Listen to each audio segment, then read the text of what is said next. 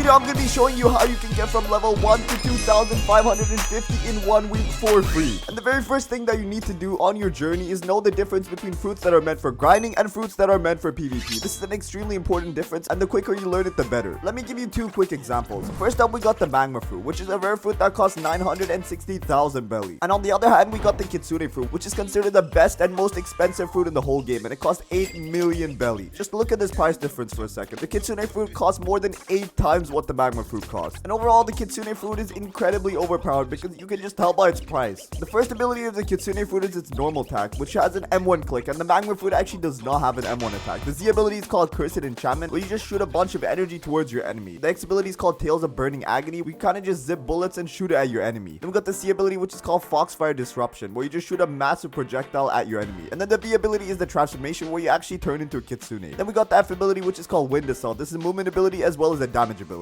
But one thing about all of these abilities is that most of them are suited towards PvP, which means it isn't ideal for grinding. And everyone knows when you're trying to get levels in the game, you obviously want to be focusing more on grinding than PvP. It just makes more sense. Now let's take a look at the Magma Fruit. The first ability of the Magma Fruit is called Magma Clap. Pretty terrible. It's also a single target ability. Then we got Magma Eruption, and this also looks pretty bad. Then we got the C ability, which is Magma Fist, which isn't that bad, but it is still overall not that good of an ability. Then we finally got the B ability, which is Magma Meteors, which is the only decent ability of the Unawakened Magma Fruit. Then we got the F ability, which is called Magma Floor, and overall just a pretty terrible ability. Now one thing I did not tell you about the Magma Fruit is that it actually has an awakening, which means you can basically just upgrade all of its abilities by awakening the fruit. The upgraded version of the Z ability looks like this. It's called Magma Shower. Just look at how overpowered it is, and you can just see by the ability that it does area damage, which already makes it better than the Kitsune Fruit's first ability. And the Magma Fruit actually does the most damage in the game if you count the damage that the puddle leaves over. You're gonna notice that most of the Magma Fruit's abilities leave behind this huge magma blob, and if your enemy actually stands in them, then they continue taking a butt ton of damage, even more from the original strike that they received. The X ability is called Volcanic Assault, and this is the only ability of the Awakened Magma Fruit that's actually not area damage. Then we got the C ability, and this is called Great Magma Hound, where you just shoot out a huge magma blob that deals a lot of damage. Then we got the V ability called Volcanic Storm, which literally just decimates your enemy. Just look at how powerful this is. Then we got F ability, which just looks like a normal movement ability which you can ride on, but once you're done using this movement ability, you can actually launch it as a projectile towards your enemy. And on top of this, you also get immunity to lava, so if you're grinding at any island where there's lava, you can just completely decimate your enemies. And on top of that, this fruit is actually an elemental fruit, which means if your enemy is actually a lower level than you, then they won't be able to do any damage to you, unless they have hockey, of course. So now that you've looked at both fruits, tell me which one is better for grinding. It's obviously the Magma Fruit. Just look at how overpowered it is. The Kitsune Fruit is obviously overpowered in its own right, but it is meant a lot more for PvP. So if I was trying to win a 1v1 against someone, then I would obviously choose the Kitsune Fruit. But if I'm trying to get to max level as fast as possible, then I'm obviously going to be choosing the Magma Fruit. Anyways, let's move on to this next trick that's going to help you a butt ton to gain levels. But this is only for people that have just literally launched the game and stepped foot at the first island. Instead of farming NPCs at the first island, just head over to Fountain City and just glitch an enemy behind a wall and start pummeling them to death. And if you do this glitch correctly, they actually won't be able to do any damage to you, so you can destroy them without them even hitting you. And you can get a butt ton of levels, and I recommend doing this like once or twice, and then you can head to the designated island. And doing this trick, you basically just get to skip 2 or 3 islands, which is really overpowered. Next up, I'm going to be telling you about some fruits that you want to keep your eye out for. Buy them as fast as possible. The first fruit I got here is the Light Fruit. The Light Fruit is an overpowered fruit for grinding because it actually has a passive ability called the Light Sword. And the Light Sword does exactly what it sounds like. It's literally just a free sword which kind of just comes with the fruit. And when you upgrade your stat points, you don't need to put any stat points into your sword. You can just put it into fruit and the sword will just continue doing damage. It's actually better than some swords in the game. It's not the best, obviously, because that would be way too overpowered, but it is still a pretty decent sword. Which means once you spam all your abilities and run out of using them, then you can just spam this sword. And this is actually one of the fruits that helped me the most. And on top of that, it has the best movement ability in the whole game, Light Flight, which just lets you zip across islands. But the portal fruit is still better in that regard. Anyways, let's take a look at this next fruit. It's the Ice Fruit. And just like the Light Fruit, this also has a passive ability called the Ice Trident. Just like the Light Sword, this is also a sword that you can use without upgrading any sword stat points. And on top of that, you can also use its abilities. And even this Ice Fruit also has an awakening. That just shows you how overpowered it is. And the next fruit I got here is the Magma Fruit, and you obviously want to keep your eye out for this for the same reasons I mentioned at the start of the video. It's just really overpowered for grinding. The next fruit, which is extremely underrated, is the Smoke Fruit. The Smoke Fruit is really overpowered for grinding, and it's honestly the best budget fruit that you can get in the first seed. And since this is for people that are just starting the game, this is going to help you a butt ton, so make sure you get your hands on it as soon as possible. It's the cheapest elemental fruit, and everyone knows elemental fruits are really overpowered for grinding. And the Smoke Fruit has one ability in specific that makes it really overpowered, and that is the Smoke Bomber ability. This basically just lets you fly above your enemy and drop smoke bombs on them, and they won't be able to do any damage to you unless they obviously have a gun, but that is extremely rare. But the downside to this is that it takes a lot of time to kill your enemy because the smoke bombs actually drop pretty slow. But if you're someone that doesn't like the PvP CPU or is extremely bad at it, then I just recommend equipping this fruit because all you have to do is hold your F key and you're just going to be destroying your enemies. The next thing I'm going to be telling you about is hockey. This is an extremely important thing that all new players should be getting their hands on. And the reason for that is because it basically just multiplies the damage that you do. And to get this, it's extremely simple. All you have to do is head over to the snow island on the first sea, head into this cave over here and talk to the abilities teacher who just looks like Rayleigh from One Piece. Once you talk to him, he's going to sell you the hockey ability for a total of 25,000 belly. He's also going to sell you 2 other abilities, but they aren't as important in my opinion because if you have to choose one from this teacher, I recommend this one. It is extremely overpowered. And it's actually necessary later because you're going to be fighting against enemies that have elemental fruits and you won't be able to hit them unless you have this ability. But anyways, let's talk about the hockey stages. The first stage of the hockey is when it covers your arm. And you need 0 XP for this. It's the base stage and increases your non-blocks foot attacks by a total of 10%. Next up, we got the full arms hockey, and this increases your non-foot attacks by 21%. Then we got the full arms as well as the upper torso, and this basically just decreases all the damage you take by 10%. So hockey isn't only good for attacks, it actually helps you defend from attacks as well. And there's no drawback to leaving it on. It doesn't even use any XP, so I just recommend having equipped it 24/7.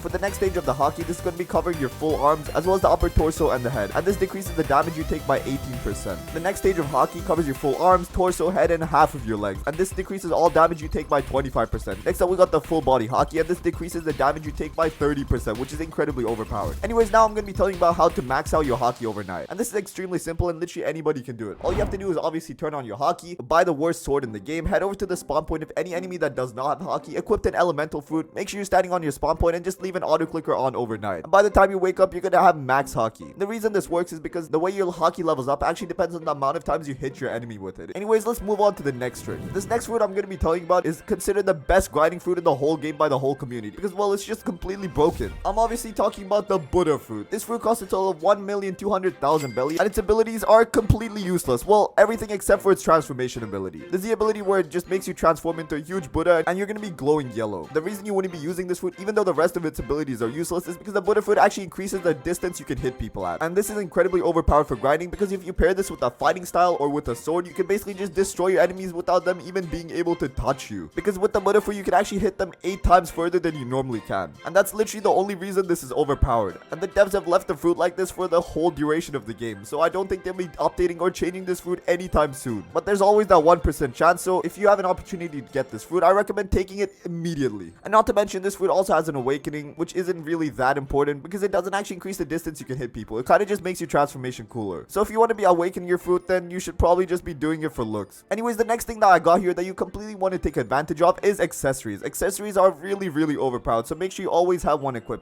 And this one here is pretty easy to get and it works extremely well with the Buddha fruit. And the accessory I'm talking about is the Ghoul Mask. This is a rare accessory and it gives you plus 500 energy as well as 10% life leech on melee attacks against players and a 2.5% life leech against melee attacks against NPCs, as well as a 35% movement speed buff. And you get it from the El Perro NPC located at the second sea curse ship. You can buy for a total of 50 ectoplasm, which is a currency you can get by killing NPCs on that same ship. And the reason this accessory is overpowered is because when you have the Buddha fruit equipped, the only thing you're really looking for is speed, because you just want to get to your enemies as fast as possible to pummel them into the ground. And that's where this 35% movement speed is going to help you a butt ton, as well as the plus 500 energy, so you can be dashing to every enemy you want to go to. And also the 2.5% life leech makes it so you regenerate damage that you take by dealing damage to your enemies, which is incredibly overpowered. Another thing that's extremely important I'm going to be telling you about is choose one grinding style and don't change it, because when you choose a fighting style and actually keep dealing damage to people with it, you're going to notice this mastery level goes up. And as the mastery keeps going up, that actually makes it so the damage you deal from this fighting style actually increases. So if you keep switching fighting styles, then you're going to be losing a lot of damage that you could potentially earn. And when you're in the first heat, the fighting style I recommend you getting your hands on is the water kung fu fighting style. You get it by heading over to Underwater City and talking to this NPC located behind the secret wall. And the reason water kung fu is really overpowered is because it actually has no delay between its M1 attacks, so that makes it the best fighting style for grinding. And later on you can upgrade it to Sharkman Karate, which is basically just the same thing, but it just deals a lot more damage. The next overpowered trick I'm going to be telling you about is the server hop bosses. Everyone knows that when you're on the boss quest in Blox Fruit, you can only fight them every now and then. Bosses in the game usually take like 20 minutes to respawn, which means you won't be able to grind them as efficiently as possible, unless you want to keep buying respawn bosses every 5 seconds. In my opinion, that is not worth it. A way to kind of do this for free is just by server hopping. And the way you do that is by clicking the server's icon right here and choosing a server that has space for you. And once you join a new server, there should be a pretty high chance that the boss is still alive on this server. So instead of grinding NPCs normally, I just recommend server hopping the bosses. Everyone knows about races in Blox Fruit, but did you wonder what the best race for grinding is? Well, this one's actually pretty easy. It is the ghoul race. But an unfortunate thing about this is that you actually cannot spawn in as the ghoul race and you cannot naturally change to it. There's an extremely specific way to get it. And the way you do that is by getting 100 ectoplasm. And like I mentioned before, you can get this by killing NPCs at the curse ship on the second sea. Once you do After that, you can fight the cursed captain who can drop you a hellfire torch, who spawns every third night at that same ship. Once you meet all these requirements, you can talk to the experimentric NPC who's found at the middle of the kitchen inside that same cursed ship. And once you give him the 100 ectoplasm as well as the hellfire torch, he's gonna let you change your race to ghoul. And the ghoul race is extremely overpowered for grinding just because of how its abilities work. In the stage 1 of its abilities, it slightly increases your regenerations, which means if you take damage from NPCs, you pretty much heal it back faster. And also increases your run speed by 30% during night. And if you want to be really competitive about this, you can just server hop into new servers just so it stays nighttime forever. And you also get visual changes during the stage, which gives you a pair of horns on your head. The V2 basically just gives you a life leech ability, which is the same as that accessory I mentioned from before. This basically just lets you heal back 25% of the damage you do to other players, which is gonna help you a butt ton in PvP. But it's not the exact same with NPCs. You only heal back 5% for NPCs, which is still extremely good. Moving on to the V3, you unlock an ability called Heightened Senses, where it just buffs your overall player's damage by 5%, your speed by 10%, and your defense by 15%. And also makes it so you can use all of your moves 40% faster. This applies for guns, food, swords, and everything pretty much. And this ability lasts for a total of 8 seconds and has a 25-second cooldown. Anyways, moving to the V4, which you won't be getting until you enter the 3rd sea, so you shouldn't be paying too much attention to this. But once you transform, you're gonna basically receive max stats for everything, as well as increased damage, speed, and healing by 10%. And all of your attacks basically just gain life leech on NPCs that are weaker than you. And on the upgraded version, the life leech effect is increased greatly. You gain an ability called Domain Expansion, which I'm pretty sure is just Megumi's ability from Jujutsu Kaisen, but we don't talk about that. Basically, this ability gives you a dark circle around you, which basically just blinds your enemies and makes it so they cannot regenerate their health. And all of your nighttime passive abilities become available during the day. And all your cooldowns are reduced by 40%, just like your V3 ability. And in the upgraded version of this, when you dash, crows will basically just attack your nearby enemies, which is incredibly overpowered. And you also get a lot of visual changes. I mean, just look at how badass you look. Anyways, moving on from the races, I'm going to be talking about some game passes that you definitely want to get your hands on if you want to become a way better player. And the only game passes that I honestly recommend are the double money game pass as well as the double mastery game pass. Double money because you can just gain money twice as fast, which is going to help you buy fighting styles and pretty much anything you need. Then the double mastery game pass is just going to let you upgrade your fighting styles, swords, guns, and brutes a lot faster so you can deal way more damage with them. That's pretty much it.